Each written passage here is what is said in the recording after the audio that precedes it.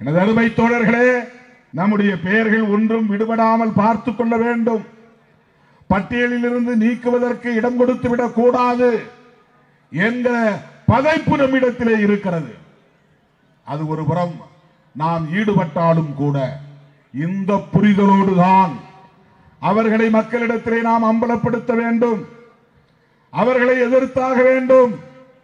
இது வெறும் முஸ்லிம்களுக்கு ஆதரவான நடவடிக்கை, கிறிஸ்தவர்களுக்கு ஆதரவான நடவடிக்கை என்று நாம் எண்ணிவிடக் கூடாது. அல்லது இது முஸ்லிம்களுக்கும் கிறிஸ்தவர்களுக்கும் எதிரான நடவடிக்கை, அவர்கள் எடுக்கிற நடவடிக்கை என்று நாம் இந்த அளவில் மட்டுமே புரிந்து கொள்ளக்கூடாது. இது இரண்டும் உண்டுதான். அவன் இஸ்லாமியர்களையும் கிறிஸ்தவர்களையும் இதர மத சிறுபான்மையினரையும் குறிவைத்து காய் நகர்த்துவது உண்மைதான். ஆனால் அதையெல்லாம் தாண்டி அவர்கள் ஒரு மறைமுக செயல் திட்டத்தை நடைமுறைப்படுத்துகிற முயற்சியிலே ஈடுபடுகிறார்கள். மதவெறி அரசியலையே உயர்த்தி பிடிக்கிறார்கள். நாம் பேசுகிற இந்த சமூக நீதி அரசியலை சிதறடிக்க பார்க்கிறார்கள், சிதைக்க பார்க்கிறார்கள்.